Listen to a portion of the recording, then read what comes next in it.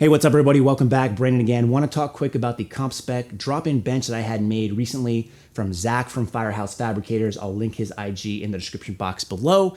You guys know me. I'm a very mental lifter. I like to overthink things. I'm also an equipment junkie. I like gear. I like equipment, barbells, all sorts of things. So after a bad bench session, which happens to be a lot of my bench sessions, I went to Instagram to vent. And the reason I did that is because I found with my Rogue Adjustable 2.0 bench, even though it's a fantastic bench, I always found that my setup wasn't always the same. It was a little to the left, a little to the right, a little too deep, or more often than not deep enough.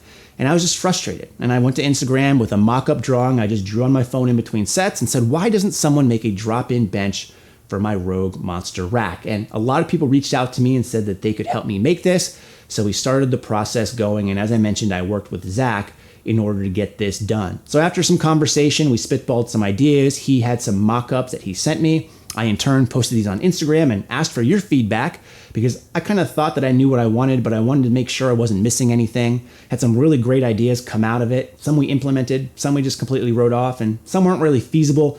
Only because with this idea, one of the things with custom-made equipment, especially if you're not the one actually making it yourself, is it can really drive up costs when you get really complicated designs with moving pieces, and you have to figure in logistics of them getting you that equipment as well. You're working with steel, and unless there's some kind of global distribution model where they get great shipping rates, shipping is going to be pretty expensive as well. So I wanted to keep it very simple, very basic. The main ideas were a rackable bench that would be comp spec'd and allow me to adjust it on depth if need be.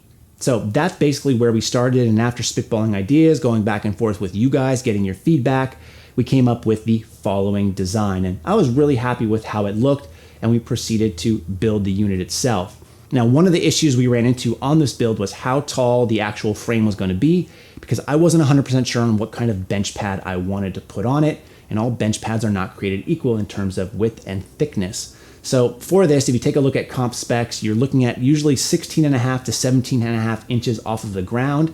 I initially had built this with the spec in mind of wanting to put the Rogue competition fat pad on it, which is 4.5 inches thick.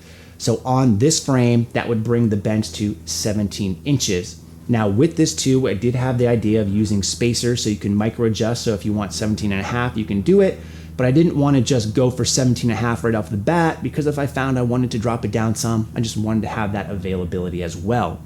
However, after we actually built the frame and it was on my way to me, I had to go ahead and order the pad and started that process. And I looked at the Rogue pad again and really started to weigh my options, because again, I wasn't sure if this was something that I for sure was going to actually use and like. So I didn't want to sink in the $180 or so it would cost for just that Rogue pad. Instead, I turned to my friends at Rep Fitness when I reviewed the Rep Fitness FB5000, which is a great standalone bench if you're interested in it. I knew I could get their competition fat pad for like $50 shipped. So save myself like $130, got a really good pad. The only downside was it's only 4 inches. So again, that's where we had the frame height come into play. So I went a little on the conservative side just so we could kind of bump it up as need be, because it's always easy to add a little bit than it is to take some away. So I got the pieces in the other day, and the first thing I did was kind of clean it up a little bit because it was just raw steel. Used some mineral spirits to wipe it down. Sanded some pieces where I needed to, but I wasn't really too worried about some of the rough finishes. Zach did a good job already with the welds and all that, so there wasn't much cleanup that needed to be done. I then took it outside and spray painted, which was probably a bad idea, but I didn't want to spray paint here in the gym because number one, it's not my house. I didn't have anything to lay down necessarily to protect it. And plus it's a very claustrophobic area, so I didn't want to be inhaling paint fumes. So I took it outside. It's a little bit of a windy day. My spray painting skills were not very good, and I just wanted to kind of rush through it as I was between sets of squats.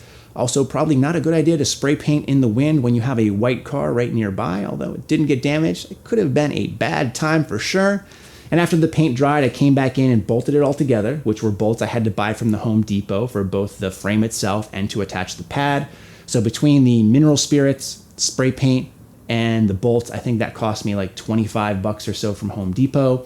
The pad, as I mentioned, cost me $50. The frame itself, which was for the materials and shipping, cost around $200. So all in, I was looking at like $280. I put it all together and put it in my rack, and I have a rackable comp bench for my Rogue Monster rack, and it works really well. Now, some of the things that I noticed is I have the band pegs put in place in case you wanted to adjust the depth of the bench.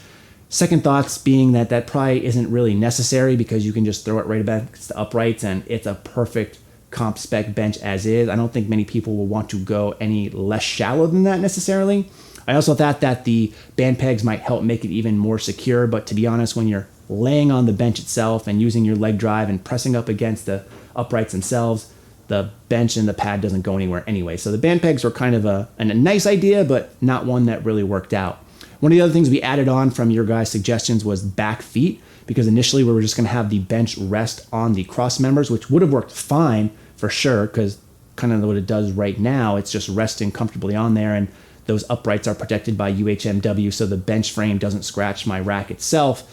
But the thought process was that now I can take this out of the actual rack and use it for dumbbell presses or anything else I would use a flat bench for. So thanks you guys for mentioning that, because otherwise we might have skipped it. But all in all, it's a fantastic bench. I like it a lot. There's not much to say about it because, again, it's just a rackable comp bench. It's nothing special necessarily, but it's something that I found that I wanted. We got it done. And now I have one, which I'm very happy about. I thought I'd just share the quick process with you guys in case you were thinking of something similar. If you have any questions about this or any other types of equipment, then let me know in the comment section below. But in the meantime, as always, thanks for watching and stay big.